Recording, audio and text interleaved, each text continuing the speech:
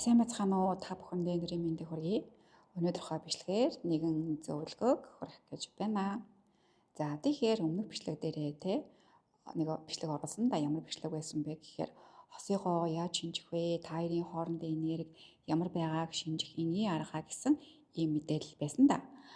Яг энэ мэдээллийн дараа хүмүүсийн маань над руу илгээсэн маш олон нийтлэг зурхайн асуултууд юу байсан гэхээр энэ хүн надад таарах уу? Би энэ хүнтэй суувал яах вэ? Бид хоёрын зохицол ямар вэ? Тэгээ бүр гүнзгийрээд би ямар хүнтэй суувал зүгээр вэ гэдэг ийм нийтлэг асуултууд маш их байлаа. Тэгэхээр зурхаа дээр байна. Би ч өөрөө нөгөө одон зурхаа, таван зурхаа хийж байгаа да. Тэгэхээр зурхаа дээр мэдээж хэрэг таны төрсэн он, сар, өдөр, төрсэн цаг, минут, төрсэн нутагтай холбоотой. Энэ бүх мэдээллүүдийг чинь авч агаад тооцоолоод тухайн өөрийн чинь төрсэн жилд ямар гаригууд, ямар байралтай байснаас хамаарат өөрт чинь ийм төрлийн хүн, тийм төрлийн хүн таарнаа, таарахгүй, энэ тэр жил нь ээлтэй, ээлгүй гэдэг мэдээллүүд гарч ирнэ. Гэхдээ хүнээстэй зурхаа хийлгэхээс өмнө хувь хүн маань өөрөө заавал нэг баримжаатай байх нь айгүй чухал байдаг байгаа. Өөрийн гэсэн баримжаатай. Тэгээд өөрийн гэсэн баримжаатай байхын тулд хүнтэй өөрөө тэр мэдрэмжтэй болоод мэдрэмжээ дагаж сурна гэсэн үг. Тэгэхээр айгүй олон хүмүүс асууж байгаа штеп. Мэдрэмжийг яаж мэдэх юм?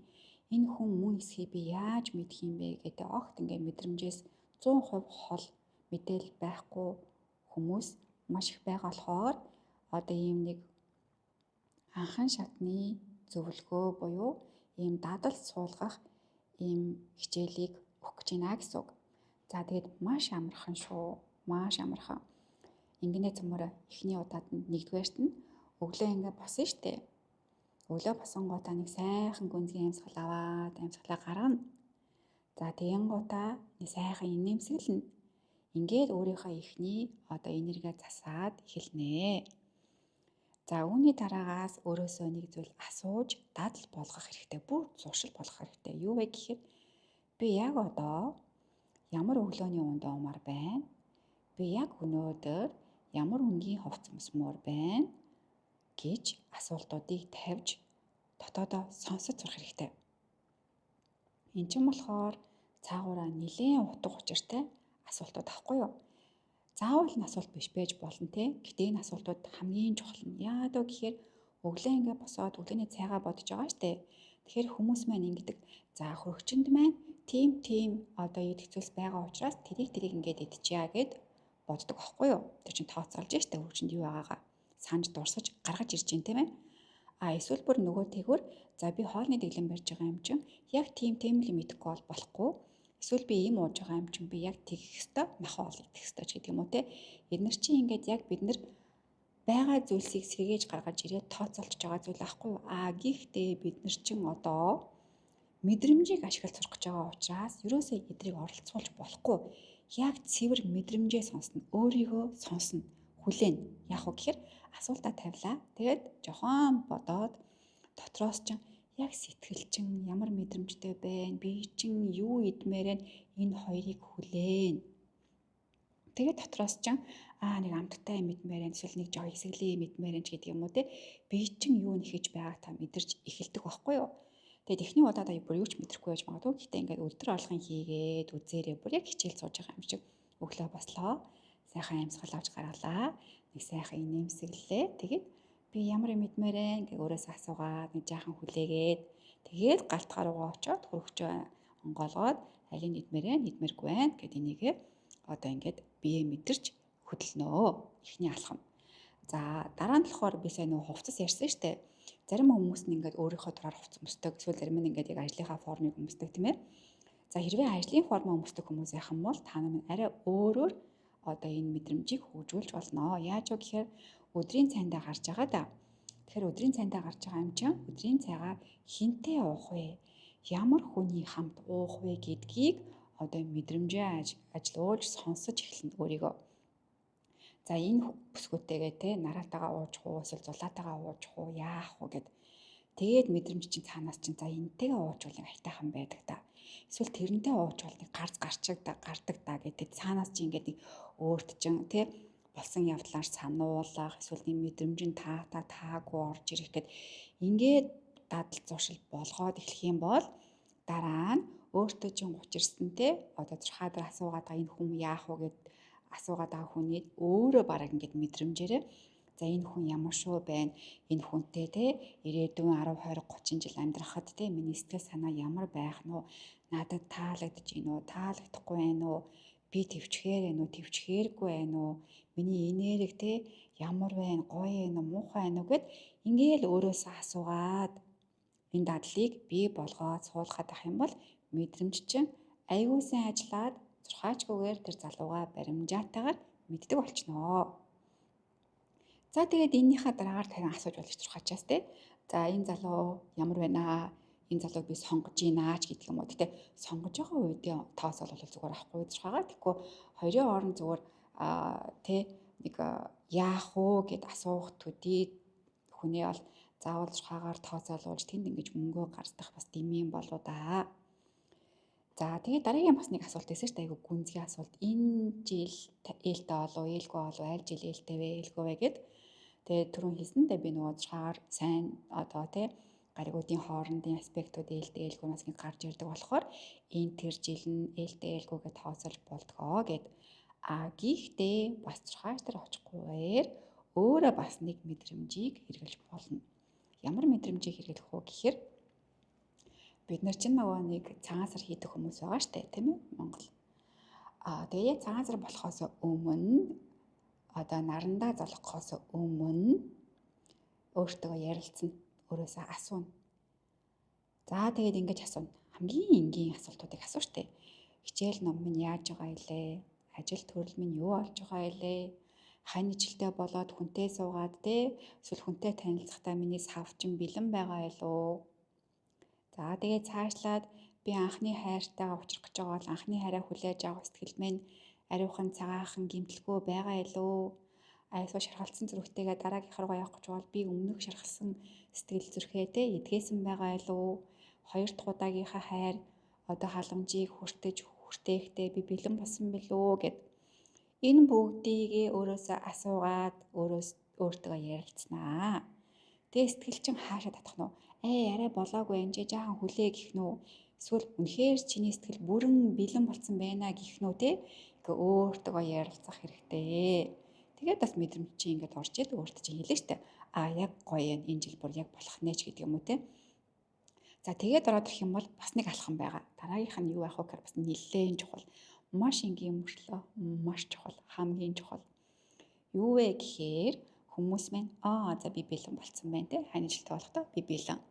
За одоо ингээл энэ жил хүнтэй танилцчих юм бол би суучий гэл. Гэхдээ бас нэг зүйлийг өөрөөсөө асуух хэрэгтэй. Хостоо нэг гэрт ороод харилцаанд суралцсан билүү? Яалаа. Би хань жилтэй болоод эмэгтэй хүн те яах ёстой билээ? Би тэрийг ойлгож чадсан билүү? Эмэгтэй хүн чинь ямар зан аваар ямар ааш аяг гаргадаг илээ? Би тэгээ хостоо болчихороо ганцаараа байдаг шигээ тэр зан авираа гаргаад байх билүү? Хоёулаа болсон юм чинь би бас юунд суралцах ёстой илээ?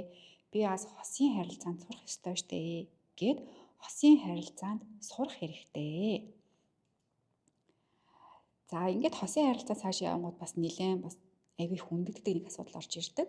Ямар асуудал орж ирдэг вэ гэхээр эрчүүд ингээл те дандаа л гой мөн бүх сурвалтай хүүхэн рүү яваад ахын намайг тоохгүй ингэж нэлээд ярьдаг. Гэхдээ яг үнэндээ эрэгтэй хүн гэдэг бодгал маань хостоо болоод яг эхнэрээ болгоод нэг гэр бүл болоод хамт амьдрий гэсэн хүнийхээ те гэртээ ирээд тэр хүнийхээ өдөр алган бүхс мөм одоо том бүхс мөм хөхийг хараад гой байх уу? Эсвэл өөртөө ч хамт амьдраад тэр сайхан орон гэрийн дулаан харилцаа, сайхан хоолунданд илүү дуртай, тогтвортой байх уу гэдэгт бас айгүй тийм бодогчтой хандаж үзэх хэрэгтэй болов.